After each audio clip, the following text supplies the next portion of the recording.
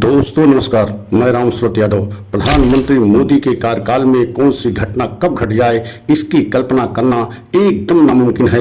और आप देख रहे हैं लोकसभा अध्यक्ष को लेकर के अभी किस तरीके से चुनाव की प्रक्रिया एकदम आ गई थी, लेकिन किसी तरीके से चुनाव नहीं हुआ। सर्वसम्मति से लोकसभा अध्यक्ष को स्पीकर को चुन लिया गया और दूसरी बार ओम बिरला जो है इस बार अध्यक्ष बने हैं। लेकिन आपने देखा है कि लोकसभा अध्यक्ष को लेकर के बहुत सारे सवाल खड़े किए जा रहे हैं और पिछला इनका कार्यकाल बहुत ही विवादित रहा है। और इस बार ऐसा लग रहा है कि क्या लोकसभा अध्यक्ष अपना त्यागपत्र मतलब इस्तीफा भी दे सकते हैं, क्योंकि जिस तरीके से उनके ऊपर पिछली बार जो है विवादित तरीके से उनका कार्यकाल पूरा हुआ।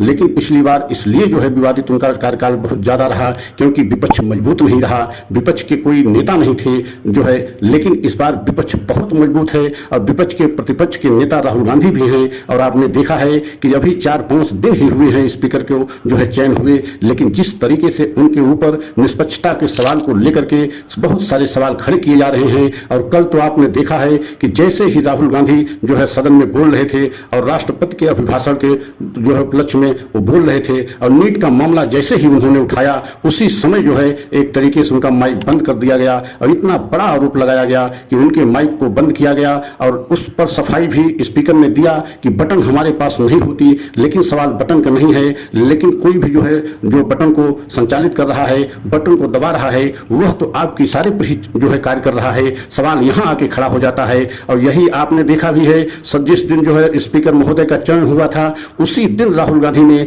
अपने संबोधन में निष्पक्षता की बात कही थी और स्पीकर से उम्मीद जताई थी कि इस बार जो है विपक्ष की आवाज दबाई नहीं जाएगी और विपक्ष की आवाज को सुना जाएगा। लेकिन आप देख रहे हैं कि किस तरीके से विपक्ष के खिलाफ जो है एक तरीके से षड्यंत्र और साजिश के तहत जो है अगर उनका स्पीकर बंद किया जा रहा है, माइक बंद किया जा रहा है, तो आप क्या समझ सकते हैं। और अखिलेश यादव ने भी बहुत बड़ी जो है नसीहत उसी दिन जो है स्पीकर महोदय को दिया था कि क्या आप जो है इस बार निष्पक्ष तरीके से जो है निष्पक्षता की जो है तरीके से विपक्ष को भी आवाज को दबाएंगे नहीं, क्योंकि पिछली बार आपको जो है कार्यकाल बहुत ही विवादित रहा है और जिस पद पे आप हैं यह पद की बहुत बड़ी गरिमा है और निष्पक्षता ही इस पद की महानता को महान बनाती है। तो आप समझ सकते हैं कि राहुल गांधी, अखिलेश यादव किस तरीके से स्पीकर पर चयन होने के बाद जो है नसीहत जो है ओम बिरला को दिया था। लेकिन इस बार ऐसा लग रहा है कि विपक्ष इतना ज्यादा मजबूत है कि नैतिकता के आधार पर चाह करके भी बहुत ज्यादा गलत जो है नहीं कर पाएंगे। और आपने देखा है कि अभी 4-5 दिन ही हुए हैं और जिस तरीके से ओम बिरला जो स्पीकर चुने गए हैं उनके ऊपर जिस तरीके के सवाल खड़े किए जा रहे हैं उससे तो ऐसा लग रहा है कि पूरी तरीके से इस बार जो है ओम बिरला असहज महसूस कर रहे हैं और घुटन कब तक महसूस करेंगे, क्योंकि विपक्ष इस बार बहुत ही मजबूत और ताकत के साथ सदन में है और प्रतिपक्ष के नेता मतलब राहुल गांधी हैं। और आप देख रहे हैं कि राहुल गांधी जैसे ही कल जो है नीट का मामला उठाया, नीट में किस तरीके से धांधली हुई है, लगभग 24 लाख बच्चे उसमें बैठे थे, लेकिन किस तरीके से उनके जीवन के साथ खिलवाड़ किया गया, उनके भविष्य के साथ खिलवाड़ किया गया। इसी बात को जैसे राहुल गांधी ने उठाया वैसे ही उनका माइक बंद कर दिया गया। उस पर बार बार जो है स्पीकर महोदय ये सफाई देते रहे कि माइक का जो है बटन हमारे पास नहीं रहती, माइक को संचालित करने वाला कोई और रहता है। लेकिन सवाल यहाँ ये उठता है कि माइक को जो संचालित करता है वह आपके इशारे पर मतलब स्पीकर महोदय के इशारे पर जो है माइक बंद करता है और माइक चालू करता है। तो सवाल तो यहाँ खड़ा होता है, क्या आप एक साजिश के तहत जो है नेता प्रतिपक्ष को बोलना नहीं देना चाहते हैं या कोई ऐसी जनता से जुड़े सवाल को उठाना चाहते हैं तो उसको आप जो है देश की जनता के सामने वह आवाज नहीं जाने देना चाहते हैं। और आपने देखा है कि बार बार जो है इस तरीके के आरोप जो है स्पीकर महोदय पर लगते रहे। और पिछले कार्यकाल में तो आपने देखा है कि कितना विवादित कार्यकाल ओम बिरला महोदय का रहा कि 100 सांसदों को एक दिन में निलंबित किया गया था।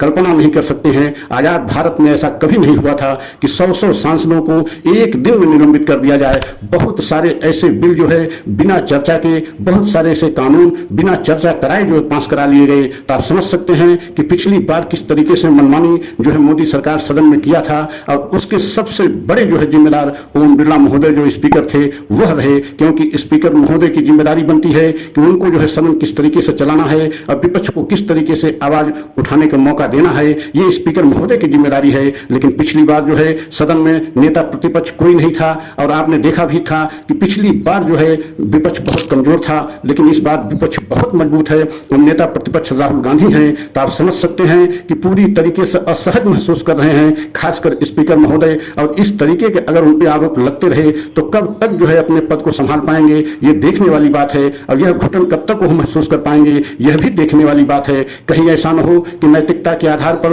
उनको पहले ही इस्तीफा देना पड़े या किसी भी समय अचानक इस्तीफा दे दें, ऐसा भी कयास लगाया जा रहा है। और आपने देखा है कि एनडीए की बहुत घटक दल इस समय बेहद नाराज बताए जा रहे हैं। अभी आपने देखा ही कल ही जो है नीतीश कुमार अचानक दिल्ली पहुंच गए हैं। क्यों पहुंचे हैं, उसके पीछे का रहस्य क्या है, राज क्या है, लेकिन दिल्ली पहुंचे हैं। और जिस तरीके से एनडीए के बहुत सारे जो है नेता नाराज हैं, बहुत घटक दल नाराज हैं, क्योंकि आपने देखा है कि मनमानी तरीके से मंत्रिमंडल का विस्तार मोदी जी किए, जिसको चाहे उसको पद दिया, जिसको नहीं चाहा नहीं दिया। और आपने यह भी देखा कि विपक्ष की तरफ से और खासकर एनडीए के कुछ घटक दल जैसे चंद्रबाबू नायडू थे, वह स्पीकर का पद मांग रहे थे, लेकिन उनको भी नहीं दिया गया। मतलब मनमानी तरीके से सरकार चलाने की एक संदेश देने की कोशिश की गई कि प्रधानमंत्री ने पूरे देश को और खासकर एनडीए घटक दलों को यह संदेश देने की कोशिश की कि हम जैसे पिछली बार सरकार चलाए थे उसी तरीके से इस बार भी सरकार चलाएंगे। लेकिन अब ऐसा लग रहा है कि एनडीए के बहुत घटक दल जो है बेहद नाराज हैं। वो किसी क्षण जो है